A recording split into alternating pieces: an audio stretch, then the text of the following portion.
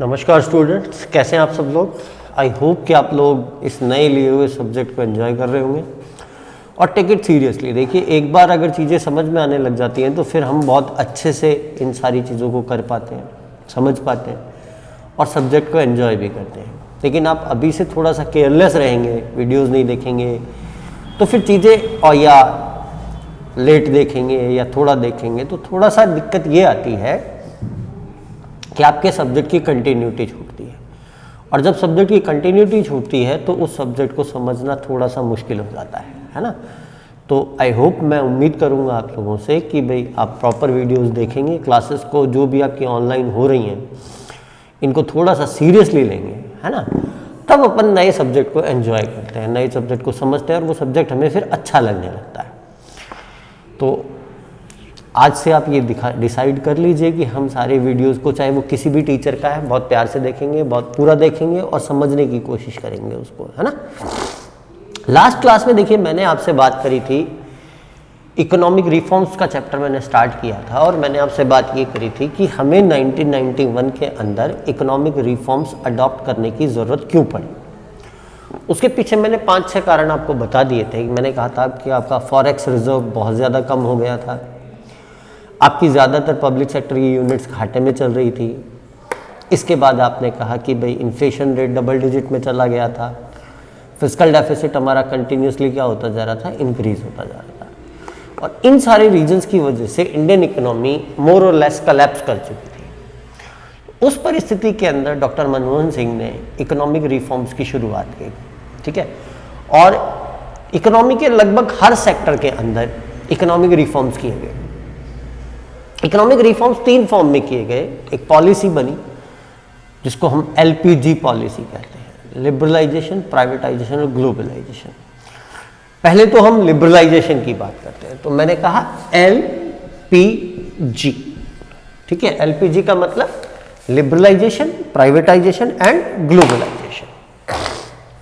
L stands for liberalisation, ठीक है। P stands for privatization और G stands for globalization, ठीक है। तो हमने LPG पॉलिसी की शुरुआत की, लिबरलाइजेशन को भी अडॉप्ट किया, प्राइवेटाइजेशन को भी अडॉप्ट किया एंड ग्लोबलाइजेशन के प्रोसेस में हम आगे बढ़े। अब हम एक एक चीज़ों को लेते चलते हैं और समझते चलते हैं। सबसे पहले हम बात करें L, that is liberalisation. Liberalisation, ठीक है। लिबरलाइजेशन को हिंदी में बोला जाता है उदारीकरण। लिबरलाइजेशन का मतलब क्या होता है, देखिए, गवर्नमेंट ने किसी भी सेक्टर के अंदर जो भी रिस्ट्रिक्शंस लगा रखे हैं, प्रतिबंध लगा रखे हैं, उन प्रतिबंधों को या तो कम करना, रिलैक्स करना या उनको हटा देना, ये प्रोसेस क्या कहलाता है, लिबरलाइजेशन कहलाता है। कि removal of restrictions adopted by the government in the various sectors of the economy, that is called liberalization।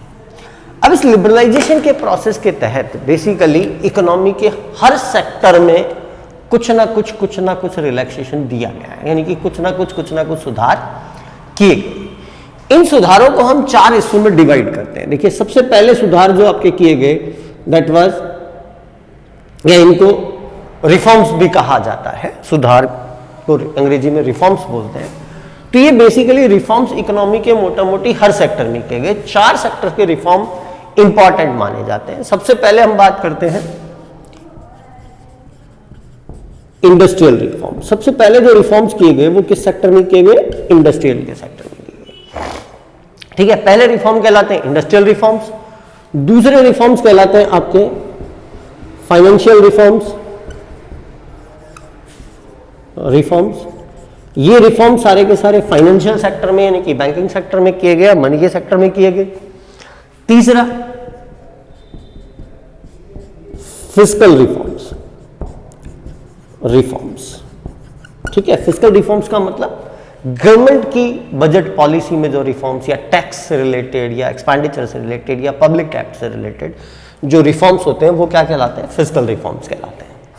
और चौथे रिफॉर्म्स आपके किए गए that was in external sector, external reforms. तो बेसिकली ये 4 रिफॉर्म्स इंपॉर्टेंट माने जाते हैं। पहला इंडस्ट्रियल सेक्टर रिफॉर्म्स, दूसरा फाइनेंशियल रिफॉर्म्स, तीसरा फिजिकल रिफॉर्म्स, और चौथा आपका हम बात कर रहे हैं किसकी, एक्सटर्नल रिफॉर्म्स की बात कर रहे हैं। चलिए अब हम एक एक चीज को लेके चलते हैं। सबसे पहले हम बात करें इंडस्ट्रियल रिफॉर्म्स की।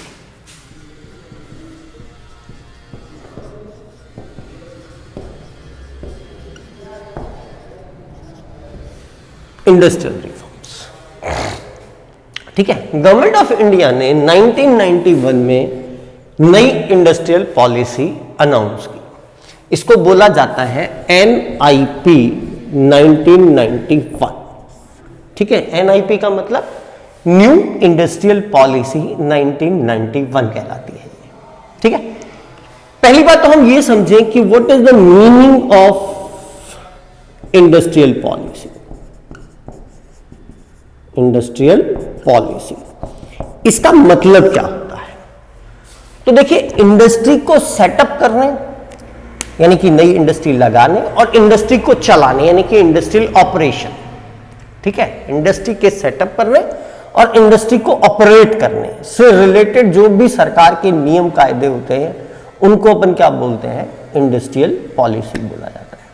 That means industrial policy means the rules and regulations adopted by the government in setup of new industry and operation of industries, ठीक है। इससे रिलेटेड जो भी नियम कायदे होते हैं इनको क्या बोला जाता है, इंडस्ट्रियल पॉलिसी बोला जाता है। तो इंडस्ट्रियल पॉलिसियां पहले भी बनी थी, लेकिन 1991 की इंडस्ट्रियल पॉलिसी के अंदर सरकार ने कुछ आमूलचूल या स्ट्रक्चरल चेंजेस करे, मतलब सिग्निफिकेंट चेंजेस करे। वो चेंजेस क्या क्या थे हम एक एक पढ़ते चलते हैं। देखिए, सबसे पहला चेंज जो किया गया, सबसे पहला सुधार जो इंडस्ट्री के सेक्टर में किया गया, that was abolition of licensing, ठीक है। सबसे पहला सुधार जो किया गया वो किस फॉर्म में किया गया, अबॉलिशन ऑफ लाइसेंसिंग की फॉर्म में किया गया। देखिए, मैंने आपको पहले पिछले लेक्चर में बताया भी था कि हिंदुस्तान में प्राइवेट सेक्टर जो था वो पूरी तरीके से कंट्रोल में था गवर्नमेंट के in the form of licensing. Licensing के through each and everything of private sector was controlled by the government. मैंने कहा भाई आपको नई इंडस्ट्री लगानी है, जाओ पहले सरकार से लाइसेंस लेके आओ। आप एक प्रोडक्ट बना रहे हो, दूसरा बनाना है, जाओ पहले सरकार से लाइसेंस लेके आओ। तो कदम कदम पे लाइसेंसिंग, कदम कदम पे लाइसेंसिंग। इसकी वजह से प्राइवेट सेक्टर बहुत बुरी तरह से हैम्पर हुआ था। तो सरकार ने क्या किया, इस लाइसेंसिंग सिस्टम को ही क्या कर दिया, खत्म कर दिया, यानी कि लाइसेंस राज से इंडस्ट्रीज को मुक्ति दी गई। तो उस समय पे कहा गया कि licensing system was abolished for all industries except 18 industries which were strategically and from the point of view, from the security point of view important, ठीक है। कि ऐसी इंडस्ट्रीज, ऐसी 18 इंडस्ट्रीज जो स्ट्रैटेजिक पॉइंट ऑफ व्यू से या security के point of view से इंपॉर्टेंट थी, उन इंडस्ट्रीज को छोड़कर बाकी सभी इंडस्ट्रीज के लिए लाइसेंसिंग की अनिवार्यता को या लाइसेंसिंग की कंपल्शन को क्या कर दिया गया, खत्म कर दिया गया, ठीक है। यानी कि उस समय 18 इंडस्ट्रीज को छोड़कर बाकी किसी भी इंडस्ट्री के लिए अब आपको लाइसेंस लेने की जरूरत नहीं थी, ठीक है। एट प्रेजेंट में केवल 5 industries, 5 industries are under licensing. ठीक है, केवल 5 इंडस्ट्रीज ऐसी हैं जिनके लिए आपको लाइसेंस लेना कंपलसरी है। ठीक है, जैसे लिकर के लिए लाइसेंस लेना जरूरी है, एक्सप्लोजिव्स के लिए लाइसेंस लेना जरूरी है, डेंजरस केमिकल्स के लिए लाइसेंस लेना जरूरी है, वेपन्स के लिए लाइसेंस लेना जरूरी है। इस तरह की 5 इंडस्ट्रीज ऐसी हैं जो सिक्योरिटी कंसर्न रखती हैं या स्ट्रेटेजी कंसर्न रखती हैं, उन सब के लिए लाइसेंस लेना कंपलसरी है। अदरवाइज बाकी इंडस्ट्रीज के लिए लाइसेंसिंग की कंपल्शन को क्या कर दिया गया है, खत्म कर दिया गया है। ठीक है, ये पहला रिफॉर्म था जो कि अंडर द पॉलिसी ऑफ 1991, जो 1991 की इंडस्ट्रियल पॉलिसी बनी थी, उसके अंदर पहला रिफॉर्म ये किया गया था। किसमें? इंडस्ट्रियल सेक्टर के अंदर। अब हम आते हैं दूसरे रिफॉर्म पर। Second, introduction of private sector units into PSUs. PSUs means public sector units.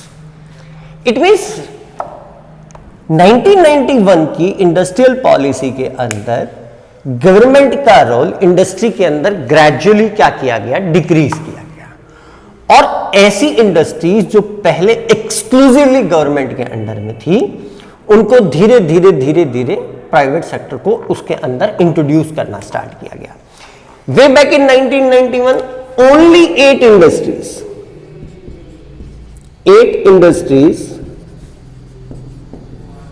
were exclusively reserved for public sector. ठीक है, in other industries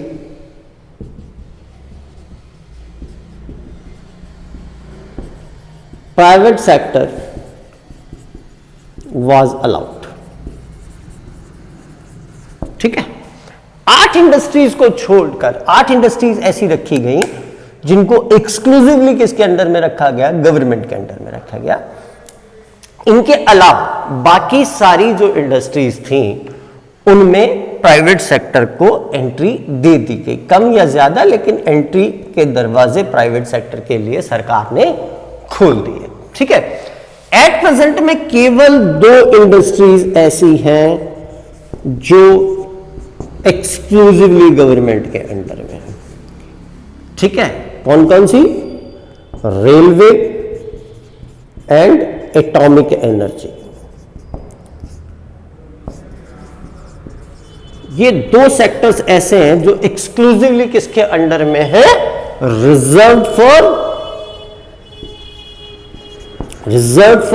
गवर्नमेंट। केवल 2 सेक्टर्स ऐसे हैं जो एट प्रेजेंट में गवर्नमेंट के अंडर में रखे गए हैं, बाकी सारे सेक्टर्स के अंदर प्राइवेट सेक्टर को एंट्री दी जा चुकी है। इवन डिफेंस में भी, डिफेंस जो सबसे स्ट्रैटेजिकली बहुत इंपॉर्टेंट सेक्टर होता है, डिफेंस के अंदर भी लाइसेंसिंग के थ्रू प्राइवेट सेक्टर को एंट्री दे दी गई है। फॉरेन डायरेक्ट इन्वेस्टमेंट भी इसके अंदर अलाउ कर दिया गया है। ठीक है, तो दूसरा रिफॉर्म इंडस्ट्री के सेक्टर में क्या कि introduction to private sector units in PSUs, that is public sector units.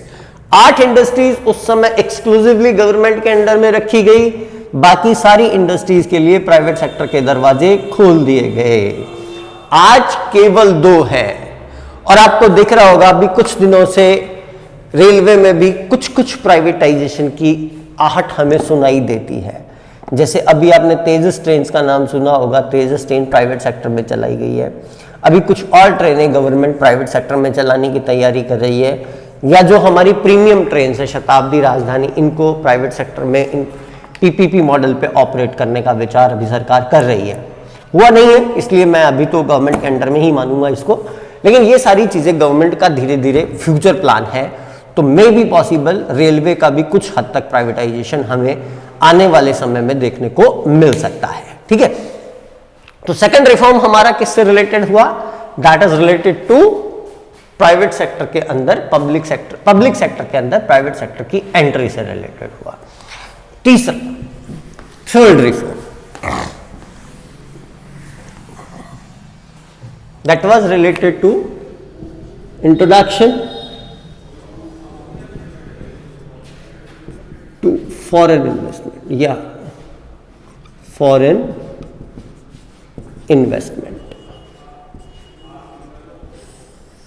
ठीक है, देखिए मैंने आपको क्या कहा था कि 47 में जब हम इंडिपेंडेंट हुए और हम आगे बढ़े तो हमने एक ही बात कही, जिएंगे मरेंगे कुछ भी करेंगे लेकिन विदेशी कंपनियों को हिंदुस्तान में नहीं आने देंगे। ये हमारा एक सूत्रीय स्लोगन था। क्यों? क्योंकि वो जो अंग्रेजों ने हमारी 200 साल तक ढंग से रेल बनाई थी, वो डर हमारे दिमाग में बैठा हुआ था। ठीक है, लेकिन 1991 तक आते आते हमारी सिचुएशन खराब हो चुकी थी और हमें फॉरेन करेंसी के जो रिजर्व्स हमारे पास थे वो एक्सट्रीम लोअर लेवल पे जा चुके थे, यानी कि मोर और लेस खाली हो चुके थे। हिंदुस्तान दो प्रॉब्लम से बहुत बुरी तरह से जूझ रहा था, lack of foreign currency and lack of technology. दोनों ही स्थितियों पर हमारी जो स्थिति थी बहुत ज्यादा खराब थी। टेक्नोलॉजी का तो हाल मैं आपको ये बताऊं, 80s के डेकेड में हमारे पास कार के नाम पे एक कार होती थी, दैट वाज एम्बेसडर। स्कूटर के नाम पे एक स्कूटर होता था हमारा बजाज। मोटरसाइकिल के नाम पे एक मोटरसाइकिल होती थी राजदूत, बड़ी जोरदार मोटरसाइकिल थी। स्टार्ट करो, होगी कि नहीं होगी गारंटी नहीं है, लेकिन किक वापस आ गई तो प्लास्टर लगेगा, इस बात की पूरी गारंटी है। ये हमारी टेक्नोलॉजी थी, बड़ी जोरदार किस्म की टेक्नोलॉजी हमारे पास हुआ करती थी, ना के बराबर होती है। तो हमें इन दो चीजों की सख्त आवश्यकता थी। पैसा हमारे पास था नहीं, तो जब पैसा नहीं था तो टेक्नोलॉजी इंपोर्ट का कैसे करेंगे हम, क्योंकि हमारे पास फॉरेन करेंसी नहीं है। तब गवर्नमेंट ऑफ इंडिया ने पहली बार इकोनॉमी के अंदर 1991 में फॉरेन इन्वेस्टमेंट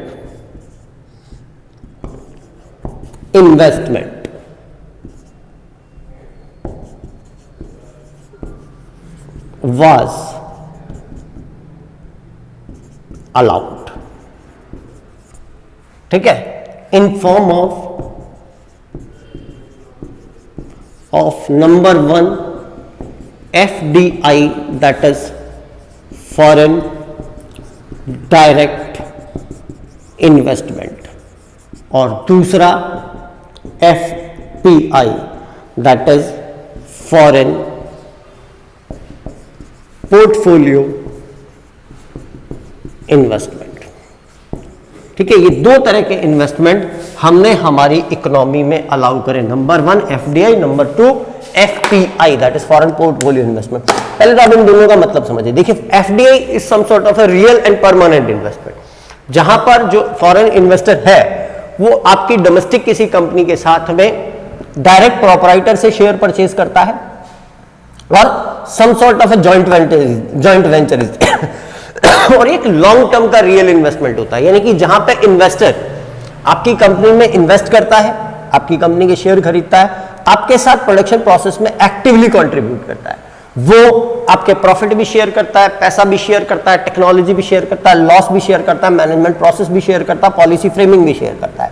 तो इस तरह का इन्वेस्टमेंट को क्या कहलाता है? फॉरेन डायरेक्ट इन्वेस्टमेंट कहलाता है। ठीक है, और ये जो पोर्टफोलियो इन्वेस्टमेंट होता है ये हवा में किया जाता है। हवा में इन द सेंस कि यहां पर जो इन्वेस्टर है वो स्टॉक मार्केट में से किसी डोमेस्टिक कंपनी के शेयर परचेज करता है और some sort of a temporary investment होता है। जब तक कि उस शेयर से हमें प्रॉफिट मिल रहा है तब तक हम उसके साथ रहते हैं और उसके बाद उस कंपनी के शेयर बेच करके हम किसी दूसरी कंपनी के शेयर परचेज कर लेते हैं। ठीक है, तो ये दो तरह के इन्वेस्टमेंट। इसको समझने के लिए एक बहुत सिंपल सा एग्जांपल मैं अपनी क्लास में दिया करता हूं कि गर्लफ्रेंड में और वाइफ में जो डिफरेंस होता है वो फॉरेन डायरेक्ट इन्वेस्टमेंट और फॉरेन इंस्टीट्यूशनल इन्वेस्टमेंट में होता है।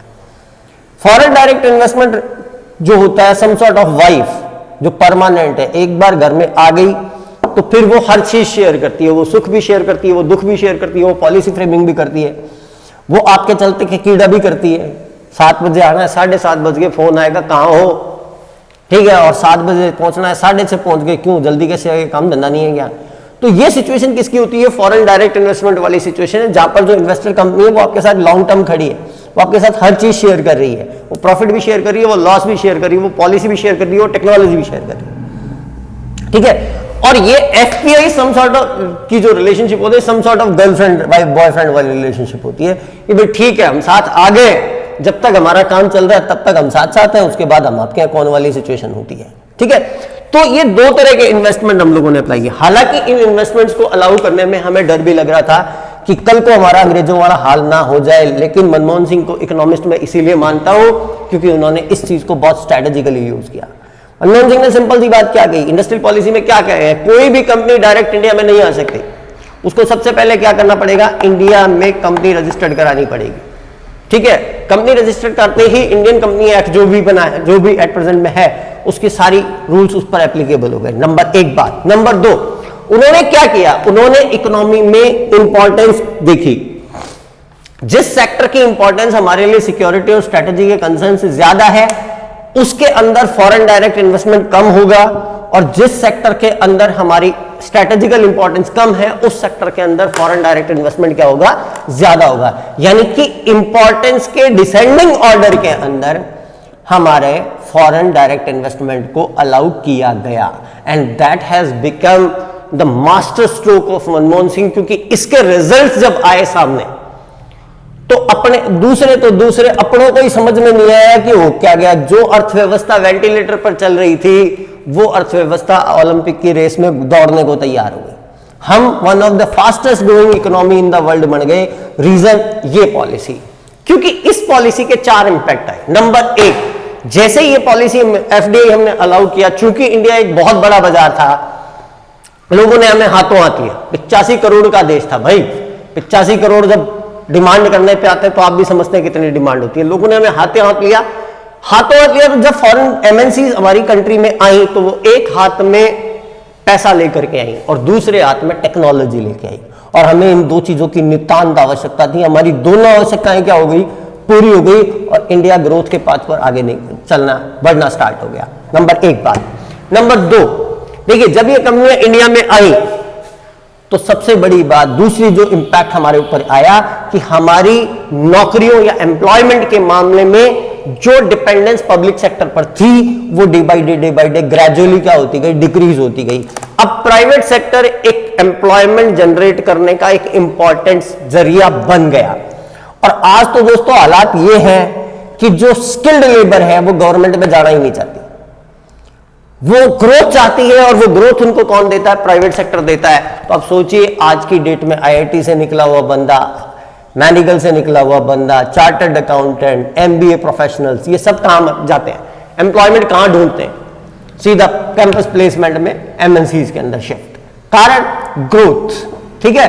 तो एम्प्लॉयमेंट बढ़ा, हमारा एम्प्लॉयमेंट पर जो डिपेंडेंसी हमारी पब्लिक सेक्टर पर थी वो कम हो गई।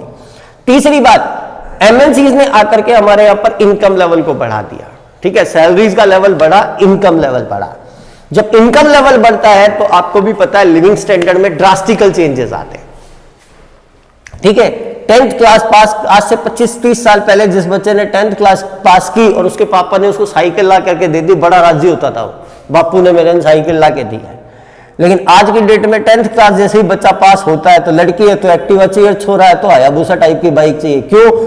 इनकम बढ़ने से उनका लिविंग स्टैंडर्ड क्या हो गया, इंक्रीज हो गया है। और सबसे बड़ी बात देखो, बड़ी मजेदार बात है, गवर्नमेंट की इनकम बढ़ने की। क्योंकि जो कंपनियां इंडिया में आई वो डोमेस्टिक सेल, अगर प्रोडक्शन यहां पे करेंगी तो वो डोमेस्टिक सेल करेंगी, तो इंटरनल टैक्सेस देंगी, कॉर्पोरेट टैक्स देंगी, जीएसटी देंगी, और सारे टैक्सेस लगेंगे, उन पे अप्लाई होंगे। और अगर एक्सपोर्ट करेंगी तो कस्टम ड्यूटी चुकाएंगी।